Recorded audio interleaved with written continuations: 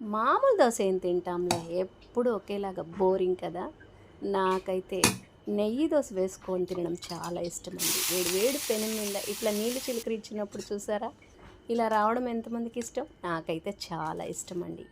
ఒక గంట నిండా దోసపిండి తీసుకొని వేడి వేడి దోస పెనం మీద వేసేసుకొని కాస్త అది కాలాలన్నమాట. వెంటనే ఆవేశపడి నెయ్యి వేసేయకూడదు. కొంచెం కలర్ మారిన తర్వాత ఒక 2 టేబుల్ స్పూన్ల నెయ్యి వేసేసుకున్నామనుకోండి, చాలా బాగుంటుంది. ఎక్కువ వేసేయకండి, మరీ ఎక్కువ వేసేసారంటే వెగిటేస్తుందండి. దీనిపైన కాస్త పొడి చల్లుకున్నట్టయితే చాలా టేస్ట్గా ఉంటుంది కదా.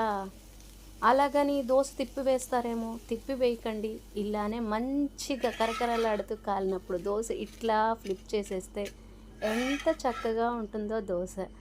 అసలు నోట్లో వేసుకుంటే అంత కమ్మగా ఉంటుంది. దీనికి చట్నీలు ఎందుకండి, ఇట్లే తినేయచ్చు. నచ్చిందా? నచ్చితే చిన్న లైక్ ఇచ్చేయండి అబ్బా.